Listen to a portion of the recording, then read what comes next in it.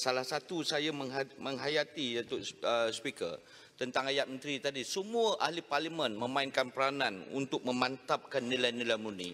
Datuk Speaker, perpaduan ini, sebahagian pada perpaduan ini, puncanya apa? Puncanya ialah untuk jaga kementerian, kerajaan, jaga perpaduan antar kaum, antar agama dan juga sesama agama, Datuk Speaker.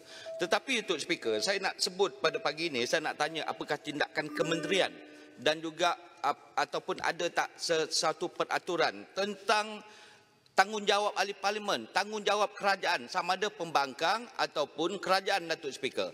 Kita ahli parlimen, kerajaan, pembangkang atau kerajaan memainkan peranan untuk memurni dan memantapkan perpaduan antara kaum. Hari Kemerdekaan sebagai salah satu aktiviti dan program untuk menguatkan aktiviti perpaduan kaum, Speaker. Saya Jelebu, Speaker, saya hantar surat kepada majlis daerah, pihak berkuasa tempatan untuk buat program sambutan merdeka, jelajah merdeka kawasan parlimen, hantar kepada majlis daerah untuk minta kebenaran guna dataran, bukan dewan, bukan pejabat, bukannya tempat premis tertutup, tempat terbuka, dataran. Apa jawab pihak berkuasa negeri? Saya baca surat ni, Datuk Speaker. Sukacita dimaklumkan bahawa kami telah menerima surat daripada Yang Berhormat Datuk sebagai ahli parlimen Jelebu pada 14 Ogos dan yang lalu. Untuk pengetahuan Yang Berhormat Datuk, pihak kami telah menerima arahan daripada pihak berkuasa Negeri Sembilan untuk tidak membenar dan juga meluluskan permohonan Yang Berhormat Datuk berdasarkan kerana Yang Berhormat Datuk sebagai ahli parlimen pembangkang. Soalannya dulu. Soalan saya, Speaker. Tanya pada. Soalan saya, Speaker. Ya. Nak tanya pada menteri dan kementerian.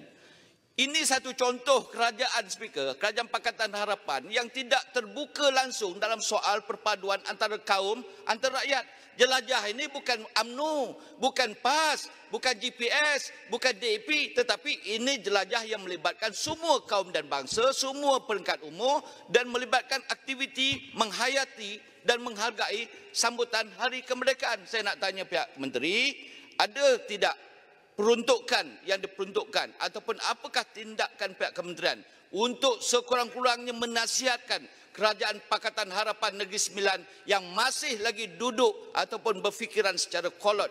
Terima kasih. Sila Timbalan Menteri. Baru merasa jadi pembangkang.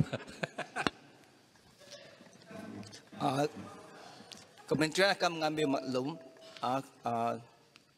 apa yang dikatakan oleh ahli parlimen Jelebu tadi.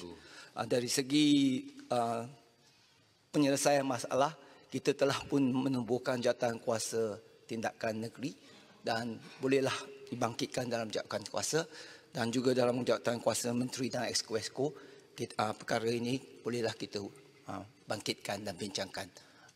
Yang penting ialah kita sama-sama perlulah yang berhormat bermain peranan untuk kembali kepada semangat rukun negara dan mengamalkan prinsip-prinsip yang telah dimaktubkan dalam perlembagaan, semangat perlembagaan dan juga rukun negara. Sekian, terima kasih.